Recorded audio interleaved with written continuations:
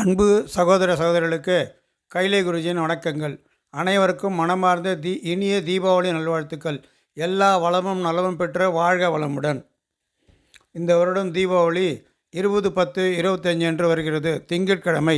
ஆகவே ஞாயிற்றுக்கிழமை பின்னிரவில் 4 மணியிலிருந்து 5:30 மணிக்குள்ளாக எண்ணெய் ஸ்நானம் செய்து வெந்நீரில் நீராட வேண்டும். இப்படி வெந்நீரில் நீராடுவதால் கங்கையில் குளித்த புண்ணியம் சேரும். அன்று காலை பூஜை செய்ய உகந்த நேரமாக காலை 6 மணி முதல் 7:30 மணி வரையும், 9 முதல் 10:30 மணி வரையும் மற்றும் பிற்பகல் 1:30 3 மணி வரையும் பூஜை செய்ய உகந்த நேரம். அன்று மாலை 6 மணிக்கு வீட்டில் பூஜை அறையில் விளக்கேற்றி வாசலில் விளக்கேற்றி வைக்கவும். பின்வரும் ஸ்லோகத்தை சொல்லி லக்ஷ்மி வழிபாடு செய்யும். ஓம் ஸ்ரீம் க்ளீம் சௌம் துரியை நமக, லக்ஷ்மி குபேராய நமக. இந்த மந்திரத்தை குறைந்தபட்சம் 21 முறையாவது சொல்லி பூஜை செய்யவும்.